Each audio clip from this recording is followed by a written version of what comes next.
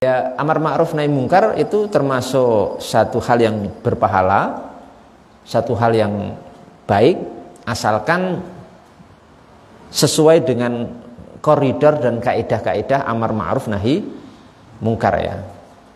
Karena kan ada kaidah-kaidahnya, ada rambu-rambunya nih. Oh, yang diingkari harus benar-benar mungkar. Ya, sesuatu yang nggak mungkar nggak boleh diingkari.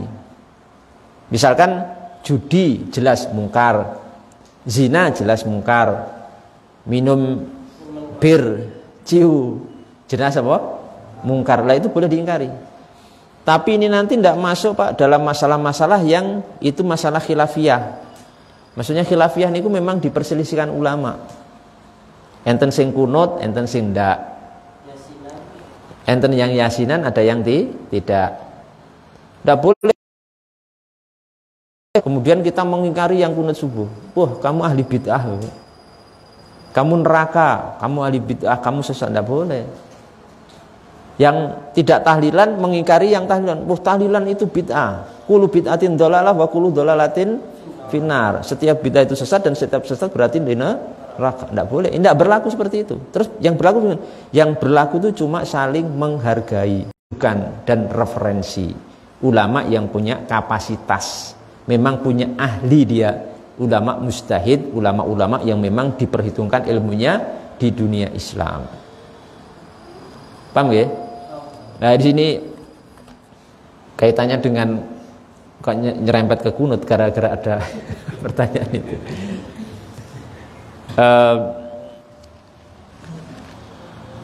Ada ya sebagian orang yang tadi ya saya sebutkan tadi sudah nggak punya ilmu, adabnya kurang ajar. Itu menghujat, hobinya menghujat, mencaci maki, merendahkan. Wah, ngeri pokoknya. Oh, itu orang orang yang kunut itu tidak ada dalilnya. Saya tidak di sini nggak akan mau kunut, silahkan. Itu mazhab Imam Syafi'i dan Imam Malik bin Anas. Yang tidak kunut tidak apa-apa juga. Itu mazhabnya Imam Ahmad dan Imam Abu Hanifah. Tidak ada masalah. Yang kunut silahkan, yang nggak kunut silahkan. Yang jadi masalah itu ketika Anda misalkan yang tidak kunut menyesatkan yang kunut, itu baru jadi masalah besar. Baru jadi apa? Masalah besar yang karena Anda bermasalah kita akan permasalahkan. Ya kita jawab dan nanti harus dipertanggungjawabkan di hari kiamat. Jadi kalau kita itu bisa menempatkan diri, enak sekali itu. Ya, yang kunut monggo, yang nggak kunut juga tidak masalah. Sing rukun, orang Islam itu yang rukun, itu masalah kecil. Nek saya sendiri memang saya niku mengikuti Imam Syafi'i kalau saya itu kunut. Tapi saya itu ndak kemudian memaksa orang harus kunut semua, ndak juga. Tapi kalau ada yang menyesatkan saya lawan. Saya lawan. Masa Imam Syafi'i kamu sesatkan? Imam Syafi'i itu imam ahlu sunnah. Imam Malik mau kalian sesatkan? Itu imamnya kota Madinah, pengarang Muwatta Imam Malik, kitab hadis Muwatta Imam Malik. Dikira kunut subuh nggak ada dalilnya. Rasulullah kunut subuh. Saya nggak akan memaksa orang yang tidak kunut. Cuma saya kasih wawasan mau. Niki nggak ada hubungannya dengan saya sedang membela Muhammadiyah atau NU, nggak ada. Ini murni ilmiah ya. Kalau saya seperti ini murni ilmiah ya. Karena saya nggak punya background itu ya. Saya Muslim saja, nggak punya background secara struktural, secara resmi NU atau Muhammadiyah itu saya nggak punya itu. Sekedar sharing ilmu. Kalau dikatakan yang kunut itu sesat masuk neraka, nggak bisa. Karena Rasulullah itu kunut Pak. Dalam riwayat Imam Muslim, dalam Sahih Muslim Pak, bayangkan dalam apa? Sahih Muslim. Berarti Sahih mboten hadise? Jelas Sahih wong Sahih Muslim. Niku pernah sahabat Anas bin Malik niku ditanya oleh seseorang namanya Muhammad. Nah pertanyaannya, hal qanata Rasulullah sallallahu alaihi wasallam fi sholatis subuh? Apakah Rasulullah sallallahu alaihi wasallam itu kunut di sholat subuh wahai Anas? Anas niku sahabat Nabi. Khadim Rasulullah, khadimu Rasulillah. Khadim pembantunya Rasulullah SAW.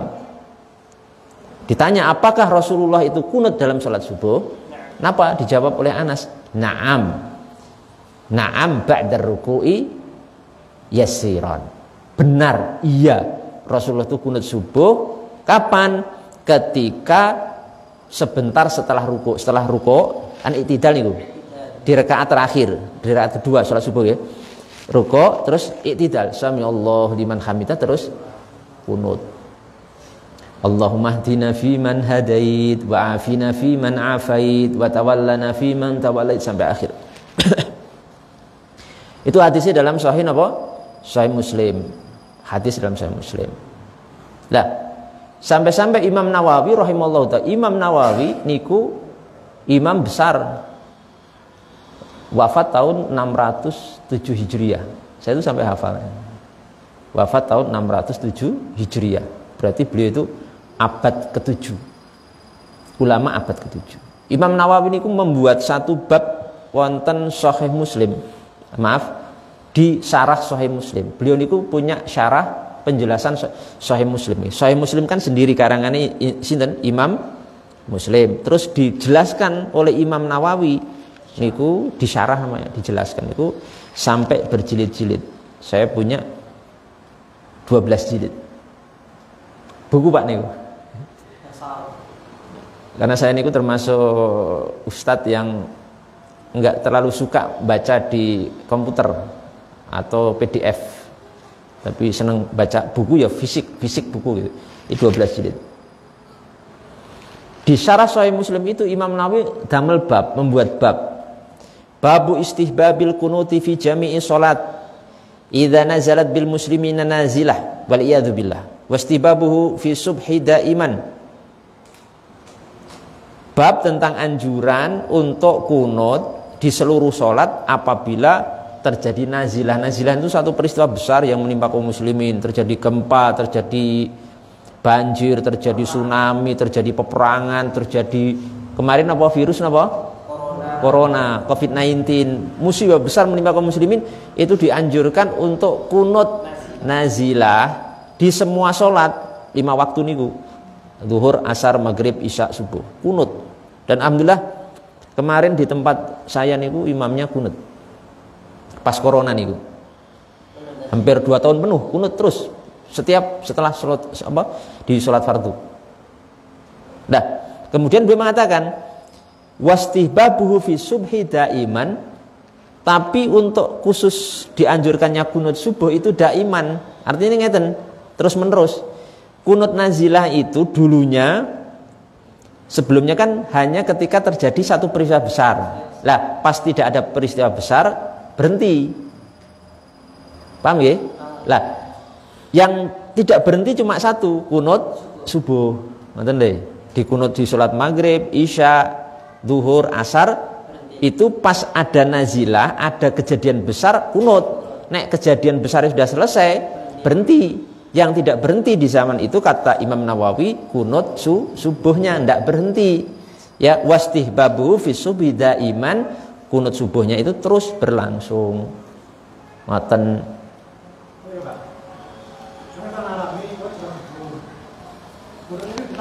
Kenapa? Kunutnya ditambah. Enggak selesai tapi ada tambahan doa yang lain gimana? Kunutnya ditambah. Maksudnya tambah. Jadi doa itu ada doa tambahi sama imamnya itu gimana? Oh, nggih, paham. Ditambah doanya nggih. Maksudnya Allahumma hdina fiman hadait wa afina fiman afait. Terus mungkin ditambah doa lain gitu. Oh iya. Ya, paham. Sebentar ya. Nanti saya jawab. Tak selesaikan dulu. Kurang sedikit. Jadi gitu ya. Jadi bahwasanya kunut subuh itu yang terus dijalankan oleh sinten Rasulullah Shallallahu Alaihi Wasallam. Adapun kunut yang di selain sholat subuh, duhur, asar, maghrib, isya, niku berhenti ketika apa? Bencana itu sudah berhenti. Tapi yang subuh niku terus menerus. Dasarnya apa? Sebuah hadis juga dari Anas bin Malik, riwayat Imam Ahmad dalam musnad beliau. Musnad Imam Ahmad niku 40 jilid, Pak. Pinten? 40 jilid. Kadang ada orang Baca aja enggak pernah, baca kitab enggak pernah, tapi nek ngomong songgongnya luar biasa. Sok paling ahli istihad. Saya tuh pernah dihujat, katanya Ustadz nggak paham ilmu hadis, Ustadz nggak paham ilmu usul fikih. Saat pendapat saya menyelisih pendapatnya itu ya orang-orang songgong aja itu, nggak saya layani. Dia belum pernah tahu gitu, maksudnya sejarah kita menuntut ilmu itu seperti apa. Nanti kalau saya ngomong dikira pamer gitu, dikira pamer. Kalau nggak diomongi suudzon. Tapi nggak pernah saya layani, biar aja. Kata Imam Syafi'i, kalau kita berdebat dengan orang bodoh, saya akan kalah, kata Imam Syafi'i. Tapi kalau saya berdebat dengan orang alim, saya akan menang. Artinya nggak usah dilayani orang seperti itu. Itu dalam Musnad Imam Ahmad. Anas bin Malik mengatakan, kana Rasulullah sallallahu alaihi wasallam yaqnutu fil fajri hatta faraqat dunya. Bahwasanya Rasulullah SAW itu terus menerus kunut di sholat fajar, sunat subuh, sampai beliau itu faraqat dunya, sampai beliau itu berpisah dengan dunia, maksudnya apa? Wafat. Itu menunjukkan berarti itu mudawamah, terus menerus, Pak. Yang berhenti cuma kunut nazilah. Nazilah niku ada bencana kunut, tidak ada bencana berhenti. Yang terus menerus tiap hari yang dilakukan Rasulullah adalah apa? Kunut subuh. Hadis ini ada yang sedikit mempermasalahkan, katanya hadis ini lemah. Oke, mungkin ada yang melemahkan, tapi yang menghasankan juga ada. Imam Al-Hakim fil Mustadrak, dalam Al-Mustadrak, dan juga Imam Al-Haythami rahimahullah ta'ala. Semoga Allah meridhai keduanya. Kalaupun ini lemah, hadis pertama dalam Sahih Muslim tadi jelas seperti itu. Nah, kaitannya dengan hal ini, makanya dulu Rasulullah itu kenapa juga ya, ini sebagai tambahan, Rasulullah itu waktu kunut nazilah, Pak, waktu ditekan oleh kafir Quraisy, diancam bunuh, mau disiksa, dakwahnya dihalangi, ngeri banget, Pak, itu. Kalau kita itu gampang, beriman gampang banget, nggak perlu taruhan nyawa. Di zaman Rasul awal-awal dakwah niku dibantai kaum muslimin itu.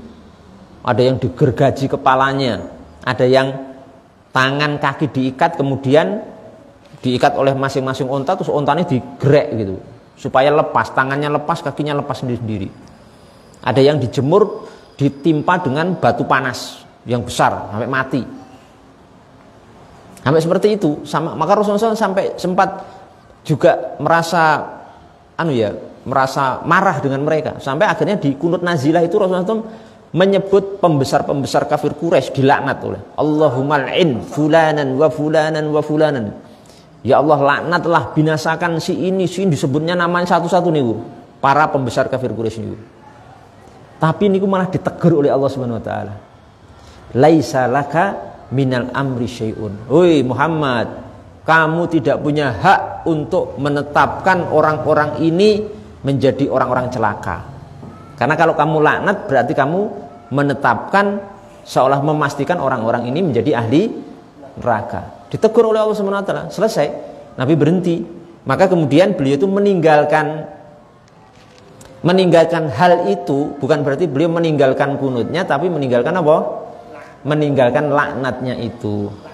Dan buktinya ternyata alhamdulillah para pembesar ini yang dilaknat oleh Rasulullah SAW itu ternyata beberapa waktu setelahnya, tahun setelahnya itu menjadi kaum muslimin, masuk dalam Islam dan menjadi pejuang yang membela Islam. Ini kan ada pelajaran, Pak, kita itu tidak boleh memastikan orang itu jahat, itu preman, itu napa? Kayak nggak mungkin lebu Islam, kayaknya nggak mungkin membela Islam, kayaknya nggak mungkin tobat. Ternyata napa? Setelah beberapa waktu masuk Islam, setelah waktu preman taubat, bahkan akhirnya menjadi muslim yang lebih baik dari napa? Kita. Buktinya faktanya ingatan kita, kalau ada non muslim masuk Islam langsung sholat, langsung apa? Sholat. Orang Islam yang lahir sejak ceprot muslim belum sholat. Gitu. Iya, fakta. Islam KTP, gitu. Islam KTP cepat muslim, belum sholat, sholatnya umur 60 tahun kok.